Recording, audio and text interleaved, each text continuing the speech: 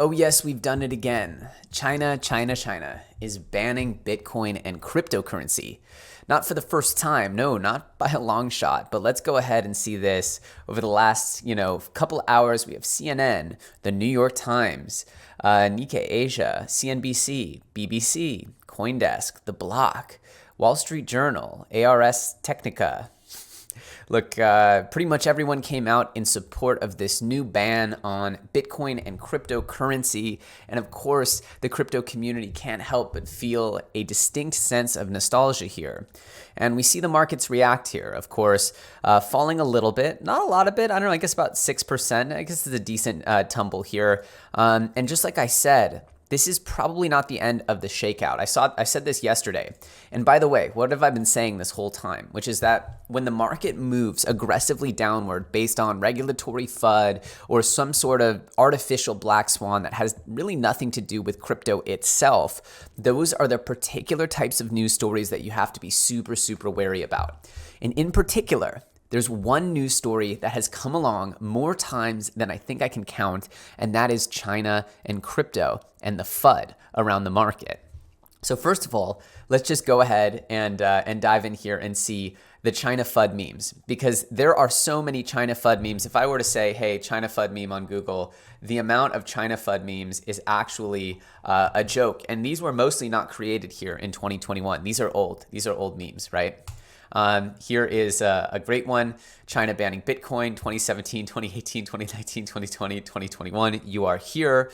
And then they'll keep doing it, right? And the reason why is because everybody assumes that the Chinese government sort of has unending unilateral power over the entire economy, over the entire market, and seeing them universally, unilaterally ban or sanction something is bound to have this disastrous effect. There is a belief, true or not, that essentially China controls these markets. I saw an article the other day saying that the four-year cycle actually just parodies Chinese debt cycles. It's an interesting market, an interesting kind of comparison there. But again, it shows you how deeply seated this myth, this urban legend is that China controls Bitcoin and crypto. Maybe it's true, but what we've seen over the last 4 years or so is that this is these temporary dumps that end up getting recovered from, and that these news-fueled FUD storms tend to be the things that are the biggest trap, right? What do we have here? We have another meme about, he says, I want to sell Bitcoin at the top, but we need to move the market down. And they said, say China banned Bitcoin. Nah, it's too old. We use it 15 times already, but it still work. Okay, I try. Hello, internet. Yeah, people, Bank of China, we ban Bitcoin now. Okay, dear God. China is banning Bitcoin. Sell it all. Sell it all. Yep. So this is, again, I was there when China banned Bitcoin for the 5th time in 1 year. All of these memes are old. All of these are old memes. These are not the same. This isn't even 2021 memes. This is how old this game is. And again, what do we see? Bitcoin's still above 40K. I mean, this is pretty strong. I mean, remember we were down here dipping below 40K over the last few days and everyone was freaking out. And now we get Bitcoin here at 42K. And this is after the China ban, after it's all over in China. Gosh, it just really doesn't feel that believable this time. Not that it felt very believable over the last few times. The Chinese Bitcoin ban on mining, that didn't really seem to feel all that important, but then they actually shoved a lot of miners out of the country, which is super good because all that hash rate now isn't even in China. So the actual effect of this is really low. Meanwhile, what we're seeing is actual reports from within the Chinese community are saying that Chinese users are super bullish now on DeFi, super bullish now on sushi, and that Chinese individuals are not being affected by the regulation ban. They can still trade, hold 100x long or short. Pretty much all the exchanges offer up to 100x. What I can tell is, once again, this is yet another news-fueled FUD storm. This is an intentional shakeout. Like I said, there is a likelihood we go and we test below 40 or even go down to 33, those low 30s. Remember when I said that we were going to have this big shakeout before we go up. The accumulation ends at 48K. So everything below this, especially as the market was looking really strong, what did we get? Regulatory crackdowns, we get Chinese crackdowns, we get every kinds of FUD, we get energy FUD, we get literally every kind of imaginable government-driven, news-driven FUD that for all of these, and by the way, all of these news, all of these news outlets, they're bought and paid for now is the thing, is all of these can easily get articles paid for. They have so many contributors. especially in crypto.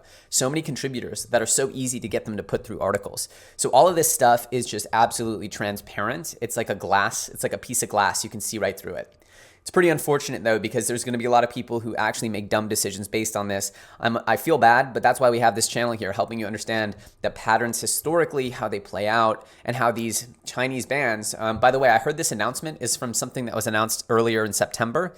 So what kind of coordination does it take for a September 6th announcement or something like that, or a September 3rd announcement to then get universally reported across all major news outlets? Think about that kind of coordination to dig up an old FUD article and just paste it everywhere. It's pretty insane.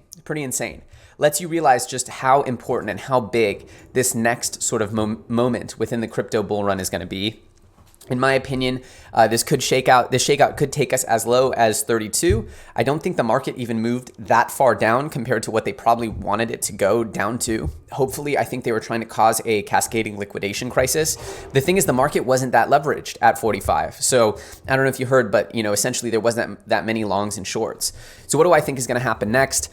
I think we go maybe down a little bit. I hope we don't go down too much, but if we do, hey, look, if we go down to 33, a lot of your favorite alts are going to get absolutely slapped around, and that is buying time, in my opinion. Low 30s or even the low 40s here. I would probably try to hedge your bets and imagine that we are going lower, and then if we don't, you have a little extra dry powder for new stuff. Not financial advice. You guys got to make your own decisions. This stuff is risky. As you can see, governments are trying to mess with the whole game here. When governments get into the game and are trying to fudge your bags, things are very serious. And what we're seeing is true combat here against crypto on a governmental level, on a regulatory level. It's crazy. So I can only imagine that means that the actual true power of Bitcoin and crypto is being recognized. I mean, we're seeing people do remittance payments across Twitter now using Bitcoin Lightning Network for free. Pretty incredible stuff. So understand how big and how important this technology has gotten, understand why it's being fought against, and you'll probably realize that all of these quote-unquote bans, especially when there's a history of them not really being accurate, not really being salient, understand that the reason why they're fighting crypto is because it's the future, and they want to own it. They want to control it, and the more you own, the more coins you own, the more real estate, the more control you have. So that's what I want to leave you with. I'm certainly excited for the next chapter. I think Uptober is a real thing. I think Q4 is going to crush, and I hope you guys are excited because this FUD is just another installment in a very long and illustrious history of China bans. Anyway, stay safe out there. I'm Elio Trades. You can find me on Twitter at Elio Trades, and I'll see you very soon in the next episode.